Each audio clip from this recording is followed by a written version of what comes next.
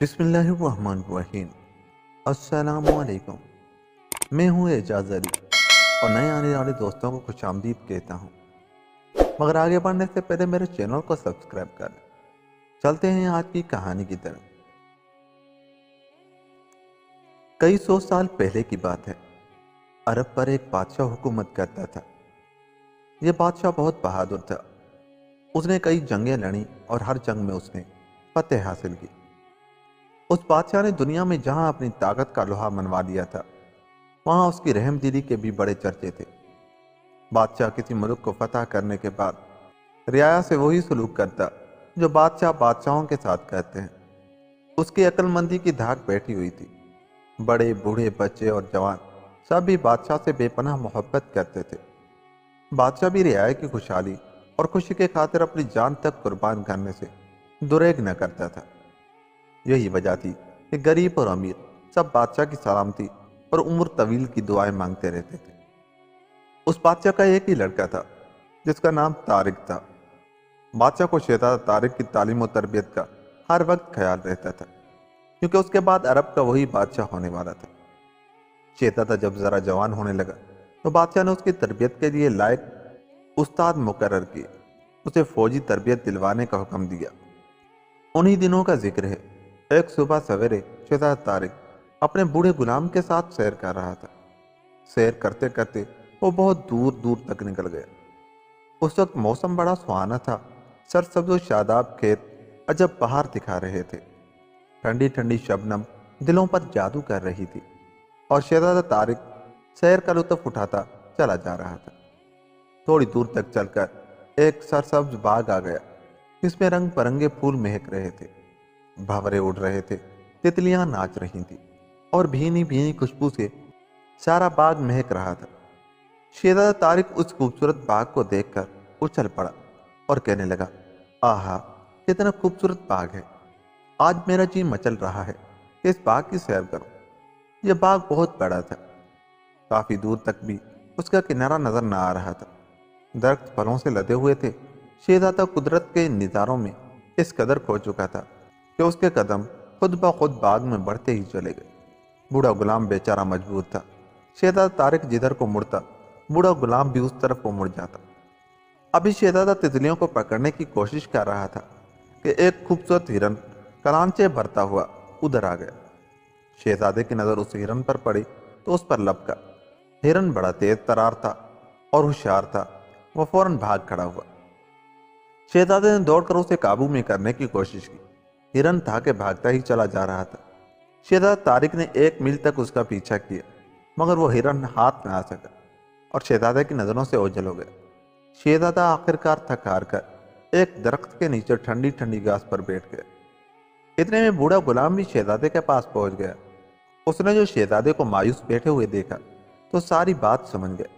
فوراً کہنے لگا، چھوٹے سرکار، آپ یہیں تشریف رکھیں، میں ہرن کو ابھی پکڑ کر لاتا ہوں۔ یہ کہہ کر بوڑھا چلا گیا۔ شہزادہ طارق وہیں بیٹھا اس کا انتظار کرنے لگا۔ اسی انتظار میں دوپہر سپہر آ گئی۔ شہزادہ بوڑھے غلام کی راہ دیکھ رہا تھا کہ ہوا میں اڑتے ہوئے ایک دیو کی نظر شہزادے پر پڑ گئی۔ اسے شہزادے کی معصومیت بڑی اچھی لگی۔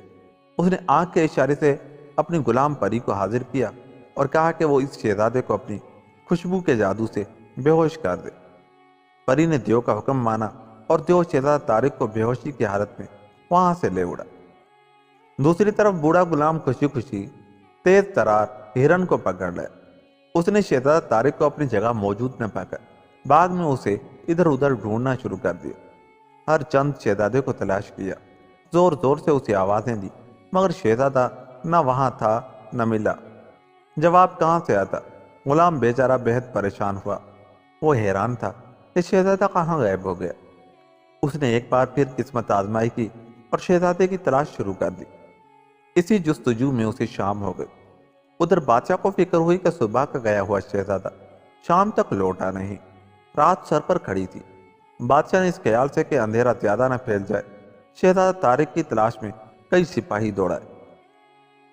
اسی دوران بوڑھا غلام بادشاہ کی خدمت میں حاضر ہو گئے۔ اس کے سمجھ میں نہیں آتا تھا کہ بادشاہ سے شہزادے کے بارے میں کیا کہے۔ وہ بادشاہ کے سامنے ہاتھ باندھ کر کھڑا ہو گیا۔ اس کی زبان خاموش تھی، آواز حلق میں اٹکی ہوئی تھی اور آنکھوں میں آنسو تھے۔ بادشاہ انتظار میں تھا کہ غلام کچھ کہے اور حیران تھا کہ یہ اس طرح خاموش اور پریشان کیوں کھڑا ہے۔ آخر بادشاہ نے جھنجھلا کر پوچھا، کہو بوڑھے غلام، تم کیا کہنا چاہتے ہو؟ بوڑھا غلام اس سوال پر پھوٹ پھوٹ کر رونے لگا اور بادشاہ سے سارا ماجرا کہہ سنایا۔ یہ سنتے ہی بادشاہ کی آنکھوں سے بے اختیار آنسو بہنے لگے۔ اس کا دل اپنے لاڈلے شہزادے کی یاد میں زور زور سے دھڑکنے لگا۔ اس نے بس اتنا ہی کہا، اے بوڑھے غلام، تو نے میری دنیا اندھیر کر دی ہے۔ اس کے بعد بادشاہ کی زبان لڑ کھڑا گئی۔ وہ گرنے ہی لگا تھا کہ وزیر نے آگے بڑھ کر سہارا دے دیا اور اسے بستر پر لٹا دیا۔ اتنے میں وہ سپاہی بھی جو شہزادے کو ڈھونڈنے نکلے تھے ناکام ہو کر واپس آ گئے۔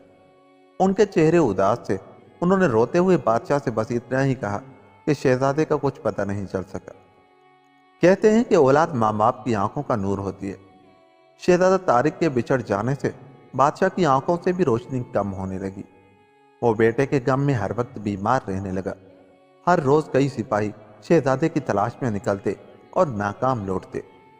امیر، وزیر اور درباری دن رات بادشاہ کو تسلیاں دیتے رہتے کہ شہزادہ طارق زندہ ہوگا اور ایک نہ ایک روز ضرور واپس آ جائے گا، مگر بادشاہ کے دل کو چین نہ آتا تھا۔ اس کی راتوں کی نیندیں اڑ چکی تھی۔ دنیا اگرچہ امید پر قائم تھی، تاہم جوں جوں وقت گزرتا چلا گیا بادشاہ کے سینے میں بیٹے کی جدائی کے زخم اور بھی گہرے ہوتے چلے گئے۔ بالآخر ایک دن بادشاہ نے فیصلہ کیا کہ وہ اس وقت تک چین سے نہ بیٹھے گا جب تک اس کا پیارا بیٹا طارق اسے نہیں مل جائے گا۔ چنانچہ اس نے سلطنت کا سارا نظام اپنے وزیر کے سپرد کیا اور خود شہزادے کی تلاش میں محل سے نکل کھڑا ہوا۔ بادشاہ شہر شہر گاؤں گاؤں گھومتا پھرتا ایک جنگل میں پہنچا۔ اسے محل سے نکلے پورا 1 سال گزر چکا تھا۔ وہ سارا دن شہزادے کی تلاش میں نکلتا اور رات کو کہیں مسجد یا جھونپڑی میں گزار دیتا۔ رات کو وہ اللہ کی عبادت کرتا اور گڑ گڑا کر دعائیں مانگتا کہ اس کا بیٹا طارق اسے مل جائے۔ سفر کے دوران بادشاہ کھانے کے لیے شکار کر کے لاتا اور اس کا باورچی شکار بھون کر شام تک بادشاہ کے لیے رکھ چھوڑتا۔ ایک دن بادشاہ بھی کھانے کے لیے بیٹھا ہی تھا کہ جنگل میں اس طرف کو ایک فقیر آ نکلا۔ دسترخوان بچھا ہوا تھا اور بادشاہ نے ایک لقمہ منہ میں ڈالا تھا کہ فقیر نے سزا دی، میں کئی دنوں سے بھوکا ہوں، مجھے کچھ کھانے کو دو۔ بادشاہ نے فقیر کی صدا سنی تو سارا کھانا اسے کھلا دیا۔ فقیر نے بادشاہ کو دعائیں دی۔ بادشاہ نے پوچھا، بابا یہ تو بتاؤ کہ میرا بیٹا زندہ ہے یا مر چکا ہے؟ فقیر نے بادشاہ کی آنکھوں میں جھانک کر دیکھا اور چند لمحے سوچنے کے بعد کہنے لگا، تمہارا بیٹا زندہ ہے اور وہ ایک نہ ایک روز تمہیں مل جائے گا۔ بادشاہ کو فقیر کا جواب سن کر بہت تسلی ہوئی۔ یہ رات بادشاہ نے بھوکے رہ کر اللہ کی عبادت میں گزاری اور صبح سویرے اپنے باورچی سے کہا کہ اگر میری غیر موجودگی میں کوئی سواری آ جائے تو اسے خالی مت جانے دو اور اس کی خدمت کرو۔ اگلی رات بادشاہ کے ساتھ پھر ایسا ہی واقعہ پیش آیا۔ وہ کھانے کے لیے ابھی دسترخوان پر بیٹھا تھا کہ ایک فقیر نے صدا دی۔ بادشاہ نے پکا ہوا سارا کھانا اسے کھلا دیا۔ اس رات بادشاہ کو بھوک بہت ستا رہی تھی، مگر وہ دل ہی دل میں خوش تھا کہ ایک سواری اس کے در سے خالی لوٹ کر نہیں گیا۔ کچھ دیر کے بعد بادشاہ خود شکار کی تلاش میں نکل کھڑا ہوا۔ رات کا اندھیرا پھیل رہا تھا کہ بادشاہ کو اس اندھیرے میں ایک خوبصورت ہرن بھاگتا ہوا نظر آیا۔ بادشاہ نے اس کے پیچھے اپنا گھوڑا ڈال دیا اور بہت دور تک اس کا پیچھا کیا، مگر وہ ہرن ہاتھ نہ آیا اور ایک پہاڑی کی اوٹ میں جا کر غائب ہو گیا۔ بادشاہ بہت مایوس ہوا اور تھک ہار کر پہاڑی کے ایک کونے میں ہی لیٹ گیا۔ وہ تھک کر چور ہو چکا تھا، اس لیے اسے نیند بھی جلدی ہی آ گئی۔ آدھی رات کے وقت اچانک بادشاہ کی آنکھ کھل گئی۔ اس نے محسوس کیا کہ پہاڑی ہل رہی ہے۔ پہلے تو وہ سمجھا کہ شاید زلزلہ آ گیا ہے، پھر اس نے جب ایک خوفناک گرج سنی تو ہڑبڑا کر اٹھ بیٹھا۔ اس کی حیرانگی کی کوئی حد نہ تھی کہ اس کے ارد گرد آگ کے شعلے بلند ہو رہے تھے۔ ان خوفناک شعلوں کو دیکھ کر بہادر بادشاہ خوف سے لرزنے لگا۔ اس نے اٹھ کر بھاگنے کی کوشش کی، لیکن شعلے اس قدر تیز تھے کہ بادشاہ کے لیے باہر نکلنا بہت مشکل تھا۔ شعلوں کا دائرہ آہستہ آہستہ سکڑتا جا رہا تھا۔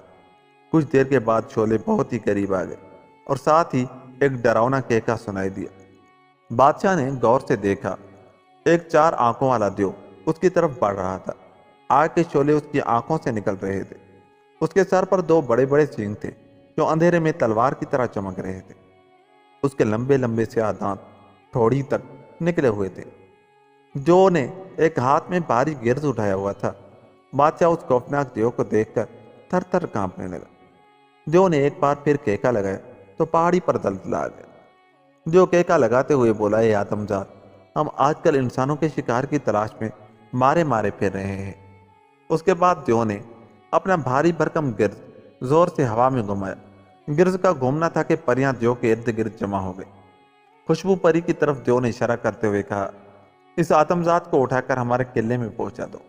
اور پھر آدم بو کہتا ہوا غائب ہو گیا۔ خوشبو پری نے بادشاہ پر اپنی خوشبو کا جادو کر دیا، جس سے بادشاہ بے ہوش ہو گیا۔ اس کے بعد وہ بادشاہ کو ایک پرانے قلعے میں اڑا لائی۔ یہ کافی بڑا محل تھا۔ اس محل کے ستون آسمان سے باتیں کر رہے تھے اور اس کی دیواروں سے آنکھوں کو چندھیا دینے والی روشنی نکل رہی تھی۔ اس روشنی سے سارا باغ منور تھا۔ محل کی دیواروں سے معلوم ہو رہا تھا کہ یہ شیشے کا بنا ہوا ہے اور ان شیشوں میں ہیرے جواہرات جڑے ہوئے ہیں۔ بادشاہ اور خوشبو پری کے آنے سے پہلے ہی خونخوار دیو محل میں پہنچ چکا تھا۔ اس نے بادشاہ کو محل میں دیکھ کر ایک زوردار کہکا لگایا اور حکم دیا کہ بادشاہ کو کال کوٹری میں بند کر دیا جائے۔ اس حکم پر 3 جن آگے بڑھے اور انہوں نے بادشاہ کو بے دردی سے اٹھا کر کال کوٹری میں ڈال دیا، جہاں ہر طرف اندھیرا ہی اندھیرا تھا۔ ہاتھ کو ہاتھ سجا ہی نہیں دے رہا تھا۔ کالی کوٹری عجیب و غریب قسم کے مسالے کی بنی ہوئی تھی۔ اس کوٹری میں اور بھی کئی بدنصیب انسان پڑے ہوئے تھے۔ دیو یہ شکار اس لیے اکٹھے کر رہا تھا کہ کچھ عرصہ پہلے دیووں کی آپس میں بڑی بھاری جنگ ہوئی تھی اور اس میں اس دیو کو فتح حاصل ہوئی تھی۔ یہ دیو اپنی فتح کی خوشی میں ایک عظیم الشان دعوت کا انتظام کر رہا تھا، جس میں وہ ساری دنیا کے دیووں کو بلانا چاہتا تھا۔ کال کوٹری دن رات بند رہتی تھی۔ اس کی حفاظت کے لیے دیو ہر وقت پہرا دیتے تھے۔ بادشاہ بھی اس کال کوٹری میں قید تھا۔ اسے علم نہ تھا کہ اس کا لاڈلا بیٹا طارق کو اٹھانے کے بعد جو اسے اسی محل میں لے آیا تھا۔ اس نے جب شہزادہ طارق کی صورت دیکھی تو اسے بہت بھلا مانس اور معصوم دکھائی دیا۔ جو نہیں چاہتا تھا کہ ایسے خوبصورت شہزادے کو اپنا تر نوالا بنائے۔ شہزادہ طارق کی باتوں سے شجاعت ٹپکتی تھی، کیونکہ جب جو اسے لے اڑا تو شہزادہ ہرگز نہ گھبرایا تھا۔ اس نے دیو کے ساتھ بڑی ہمت اور دلیری سے باتیں کی۔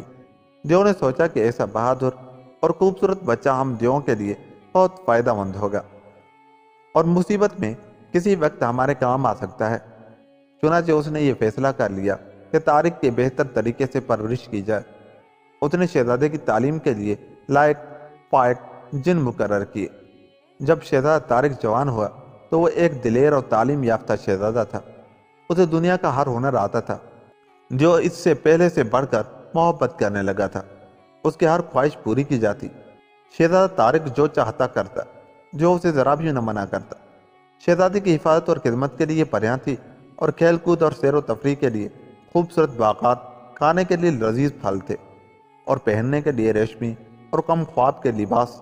جو کبھی کہیں باہر جاتا تو اپنے شیشے کے محل کی ساری چابیاں شہزادہ طارق کو دے جاتا۔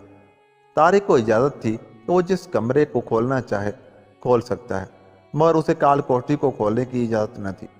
جو نے اسے کہہ رکھا تھا کہ اگر تم اس کوٹری کو کھولو گے تو بہت پچھتاؤ گے۔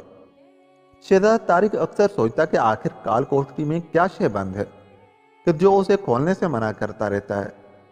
ایک دن جو کہیں باہر گیا ہوا تھا، شہزادے نے تہیہ کر لیا کہ آج میں اس بند کوٹری کو کھول کر ضرور دیکھوں گا۔ اس نے پہلے باری باری سب کمروں کو کھولا، پھر جو کا کمرہ کھولا تو وہاں ایک خوبصورت ستار پڑی ہوئی تھی۔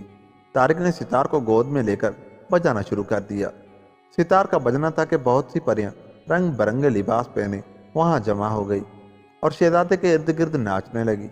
ان میں سے ایک پری وہ تھی جو شہزادے سے بڑی محبت کرتی تھی۔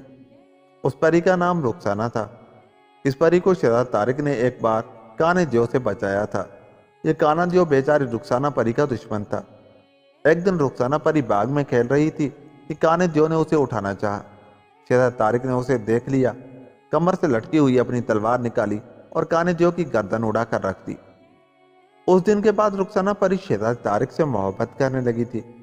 پریوں کا ناچ ختم ہوا تو شہزادہ طارق کال کوٹری کی طرف بڑھا۔ اس نے کوٹری کا دروازہ کھولا تو اندر لوگ ہی لوگ نظر آئے۔ پہلے تو ان لوگوں کو دیکھ کر حیران رہ گیا، پھر اس کا دل خوشی سے اچھلنے لگا۔ اس نے آج کئی برسوں کے بعد انسانوں کی شکل دیکھی تھی۔ یہ لوگ بھی شہزادے کی شکل و صورت دیکھ کر حیران ہوئے اور سوچنے لگے کہ یہاں یہ آدمزاد کیسے وارد ہو گیا ہے۔ ان لوگوں کی ڈھارس بندھی، انہوں نے شہزادے کو گھیر لیا اور اس سے بہت سے سوال پوچھے۔ ایک بوڑھے شخص نے شہزادے سے پوچھا کہ تم اس محل تک کیسے پہنچے؟ شہزادہ بولا، میں اپنے باپ کا اکلوتا بیٹا ہوں۔ کوئی 10 برس پہلے میں اپنے ایک بوڑھے غلام کے ساتھ باغ میں سیر کر رہا تھا کہ مجھے وہاں ایک ہرن نظر آیا۔ میں اس ہرن کی تلاش میں دوڑا، مگر وہ ہرن میرے قابو میں نہ آیا۔ میرا بوڑھا غلام اس ہرن کو پکڑنے کے لیے نکلا اور اس کے جاتے ہی ایک خونخوار دیو مجھے یہاں اٹھا لایا۔ شہزادے نے جو ہی بات ختم کی، بوڑھے کی آنکھوں سے خوشی کے آنسو بہنے لگے۔ اس بوڑھے نے پوچھا، تمہارا نام کیا طارق ہے اور تمہارا باپ عرب کا بادشاہ ہے؟ ہاں، شہزادے نے کہا، میرا باپ عرب کا بادشاہ ہے، اس نے کئی ملک فتح کیے ہیں، وہ بہت بہادر ہے، خدا جانے اب میری جدائی میں اس کا کیا حال ہوگا۔ شہزادہ طارق بھی اپنی بات مکمل بھی نہ کرنے پایا تھا کہ بوڑھے شخص نے آگے بڑھ کر اسے گلے سے لگا لیا اور کہنے لگا، میری آنکھوں کے نور اور دل کے سرور، میں ہی تیرا بد نصیب باپ ہوں جو تیری تلاش میں اس کال کوٹری تک پہنچ گیا ہوں۔